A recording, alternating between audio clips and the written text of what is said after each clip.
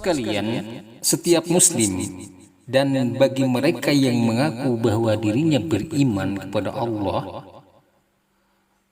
mereka sangat menginginkan kebahagiaan abadi di surga kelak. Kenapa demikian? Karena kenikmatan surga itu tiada terkira. Kenikmatan surga itu tidak berbatas dan kenikmatan surga itu tiada tandingannya. Ini sebagaimana dari Abu Hurairah radhiyallahu anhu, ia berkata bahwa Rasulullah shallallahu alaihi wasallam bersabda, "Qala Allah a'dadtu li'ibadis shalihin ma la 'aina ra'at wa la adhun sami'at wa la khatara 'ala qalbi bashar faqra'u in syi'tum fala ta'lamu nafsum ma ukhfiya lahum min qurrati a'yun." Allah berfirman, "Aku sediakan bagi hamba-hambaku yang soleh surga yang tidak pernah dilihat oleh mata, tidak pernah didengar oleh telinga, dan tidak pernah terbetik dalam hati manusia."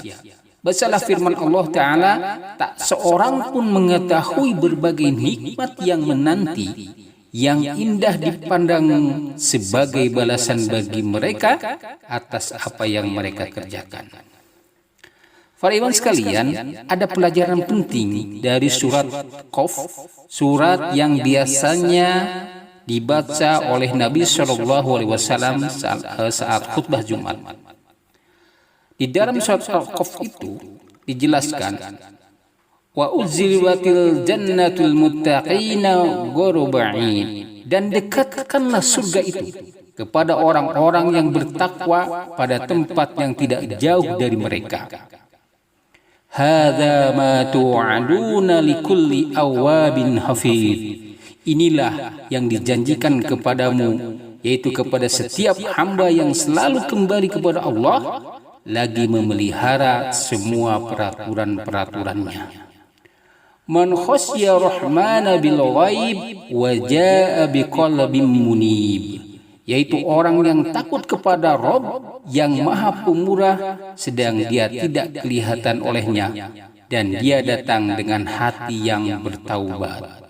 Udkhuluha bisalamin dzalika yaumul khulud. Masukilah surga itu dengan aman, itulah hari kekekalan. Lahum ma yasha'una fiha waladaina mazid. Mereka di dalamnya memperoleh apa yang mereka kehendaki, dan pada si kami ada tambahannya. Para iman sekalian,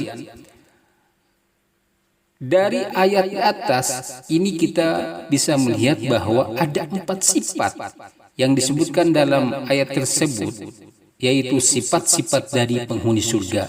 Yang pertama adalah awwab.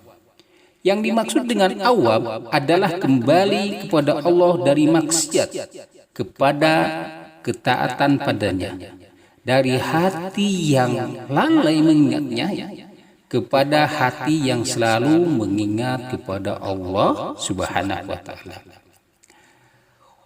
Ubaid bin Umar rahimahullah mengatakan, awwab adalah ia mengingat akan dosa yang ia lakukan. Ya, berarti dia itu pernah lakukan dosa ya.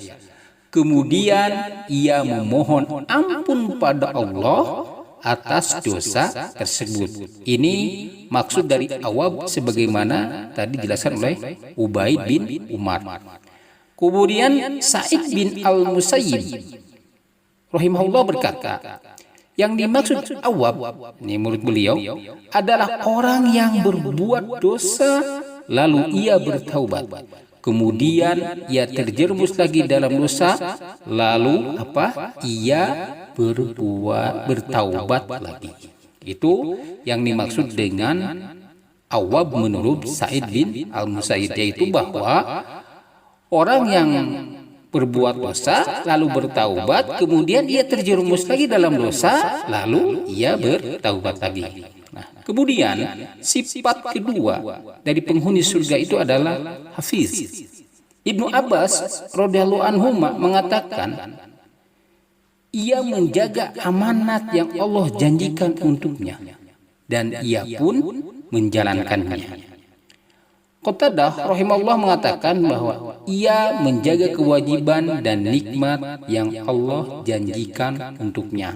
Itu makna hafiz yang dimaksud dalam surat Qaf itu. Tadi menurut Ibnu Abbas bahwa yang dimaksud dengan hafiz itu adalah menjaga amanat yang Allah janjikan untuknya dan ia pun menjalankannya.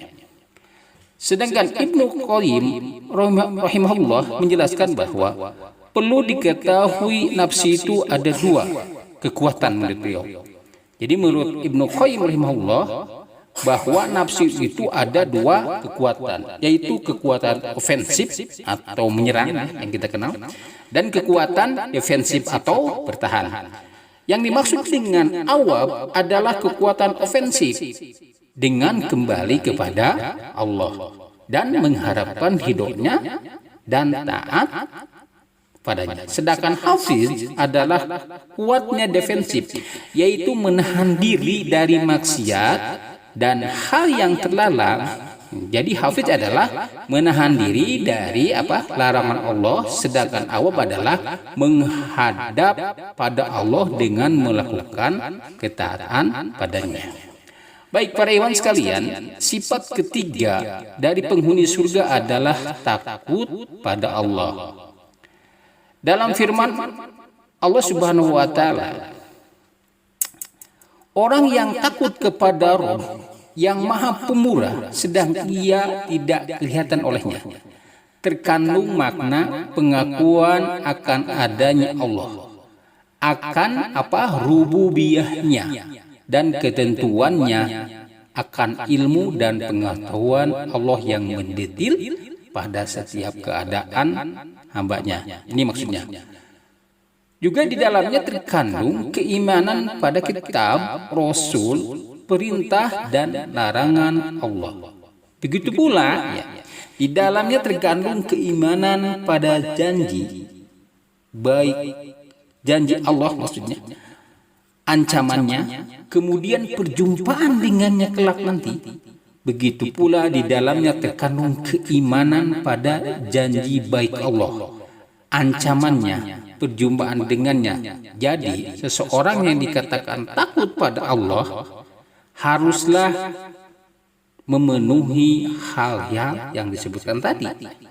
Jadi mereka itu percaya dengan janji, kemudian percaya dengan ancamannya Allah, kemudian mereka percaya bahwa kelak ada perjumpaan dengan Allah Subhanahu wa taala.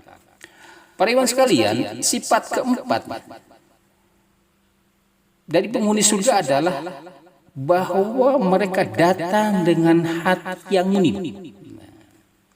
Yang dimaksud dengan datang dan hati yang munib ini dijelaskan oleh Ibnu Abbas radhiyallahu anhuma, kembali dengan bertaubat dari bermaksiat kepada Allah, melakukan ketaatan, mencintai ketaatan tersebut dan menerimanya. Ini maksud munib yang dijelaskan oleh Ibnu Abbas. Intinya yang dimaksud dengan sifat penghuni surga yang keempat adalah kembali kepada Allah dengan hati yang selamat, bertaubat kepadanya dan tunduk kepada Allah Subhanahu wa taala.